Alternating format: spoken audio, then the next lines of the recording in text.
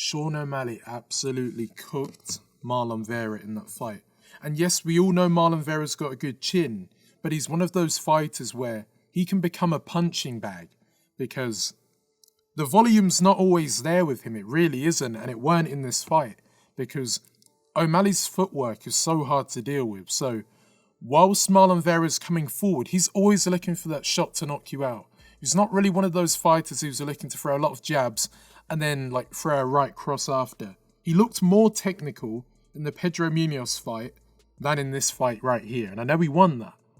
But it's the fact that O'Malley made him look silly in this fight. And I don't know why I've picked him. I don't know why I picked Marlon Vera. I thought maybe towards the end, like he does in a lot of fights, he could find the chin. But because O'Malley's head movement and footwork's too good, it's not possible. For example, you'll see right here, as Marlon Vera goes to finish off with the kick, Sean O'Malley's able to grab the leg, place it on the ground, and as he plants his foot, he's now side on. He has to turn to then look to fire off a hook, but by the time he's turned, because Sean O'Malley's much faster than Marlon Vera, he beats him to the punch with that straight cross that counters the left hook. And it wasn't even a looping shot by him. It was like a straight right, no, not even a straight, but a kind of like bent cross that landed on the chin of Marlon Vera. And you'll notice that if that's Aljamain Sterling, he's getting knocked out by that. But Marlon Vera just eats it on the chin and then they carry on. But it weren't just things like that. The amount of body shots that Sean O'Malley threw, I don't even think Marlon Vera was tired. I think it was the fact that he just couldn't touch him. That was the problem. He was struggling to find the chin until I believe about round 4. And then when you look at that knee, oh my God. It sounded like, I don't even know what it was, like a massive like click sound when they showed you it in like the full play. And the fact that that didn't knock him out is very shocking because a lot of fighters, if Marlon Vera did that to O'Malley, he would have been out cold. But when Sean O'Malley does it to him, it just causes him to back up. And one thing about the knees that I wanted to talk about also is there was a lot of, not just by O'Malley, but by Marlon Vera, it was like jumping into knees.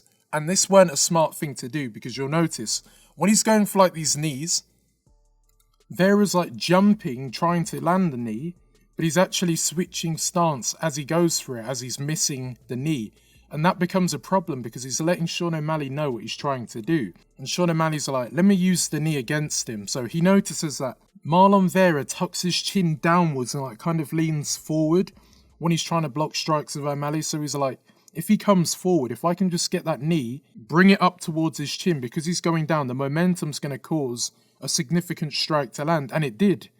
And that is one thing that I think Marlon Vera was doing poor in this fight was with his striking defense, not only being a punching bag because of boxing, I don't know why I sounded northern then, it's the tucking the chin down and like leaving his head so open for like these knees down the centre. And even arguably uppercuts that we didn't really see from O'Malley could have been thrown. I'm starting to believe O'Malley. You know when he said, oh, Cheetah was a fluke when he did them leg kicks and he damaged his legs and his legs were weak and they like crumbled. In this fight, we saw better leg defense. What's the word? I don't even know how to describe it. Leg kick defense, because you notice that Marlon Cheetah Vera here goes to throw like a leg kick and Sean O'Malley's able to like check the kick. And I'm not really used to Sean O'Malley doing that because he doesn't really do that, but he learned that Marlon Vera is probably going to try and do the same thing and he's able to check the kick. So now Marlon Vera's like, what do I do now? The thing I wanted to do isn't working, so am I just going to keep walking him down and being a punching bag? Well, yeah, that's what he kept doing. And yes, I called him a punching bag, but it shows it again here because you notice that Sean O'Malley doesn't even need to hit him to cause reactions out of Marlon Vera. Like you see he goes for like a cross, he cancels it, but then you see Marlon Vera kind of like put his hand on his face to the block. But whilst you're doing this, you now can't see the target and you leave yourself open to being hit with a body shot or any strike towards the head. And that's what I mean by like just tucking your chin down. It's not really helping him.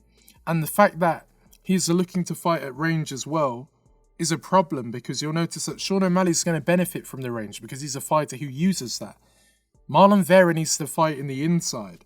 And when he did it, it was late. He was only looking to fight in the inside towards like the later rounds, like in round 4.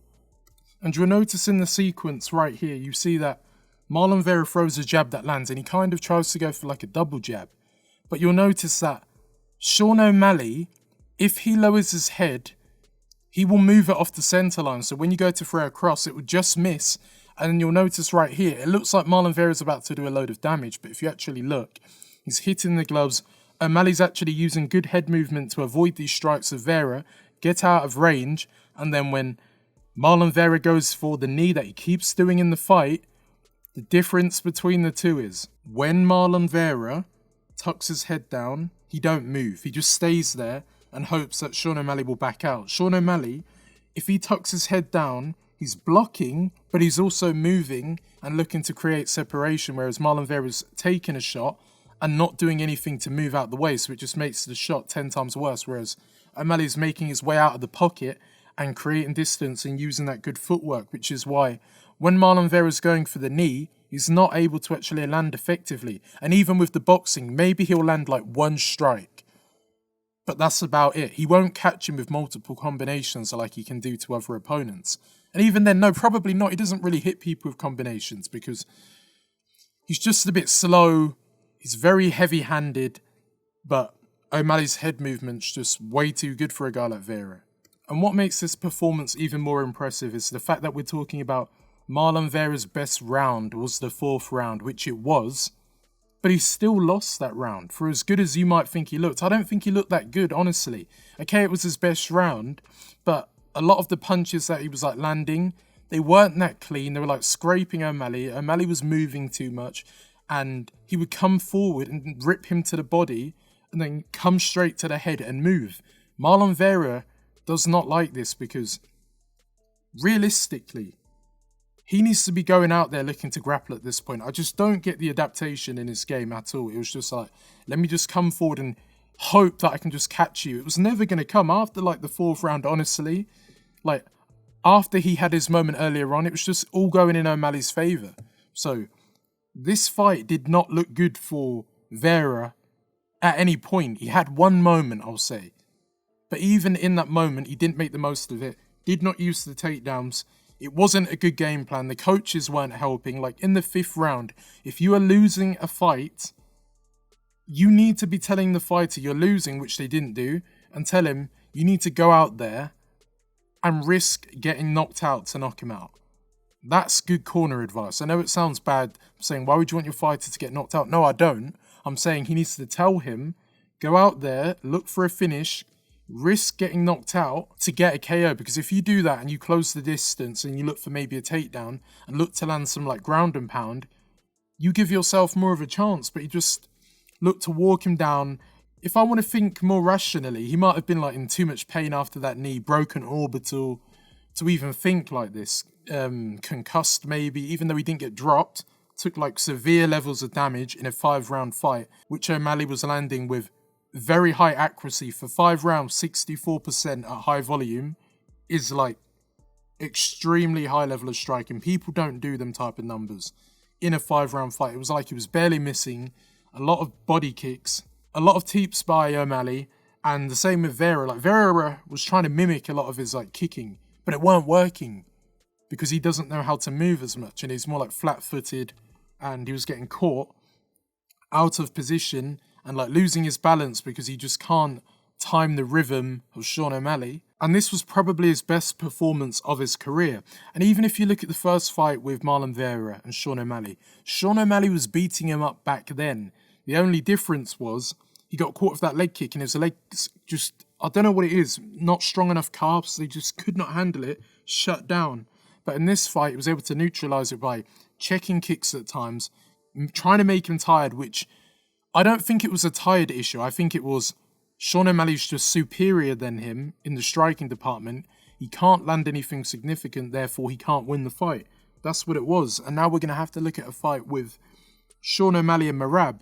But then I'm thinking, with Sandhagen in the mix, he's probably got to fight Umar now. He has to. And Sean Omalley, that Merab fight's going to be something else. But one thing I'll say about Merab and Sean Omalley, it's not going to end up like the Aljamain Sterling fight. Yeah, he got knocked down by Marlon Moraes. But you've got to remember now that Merab, the takedowns and the volume he goes with in a 5-round fight is something that no other fighter can replicate. I ain't seen another fighter who can wrestle like that at Bantamweight. Like, Ricky Simone can wrestle good, but then again, his cardio can be a bit suspect if he fails takedowns. Merab can fail them and just keep being in your face. Jose Aldo had one of the best takedown defense ever. He was getting hugged against the cage. Will he do that to Sean O'Malley? I think he probably will.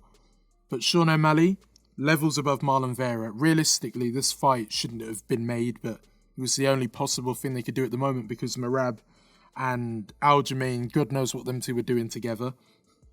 But yeah, very good win by Sean Omalley. Thank you for watching. Talk to you soon.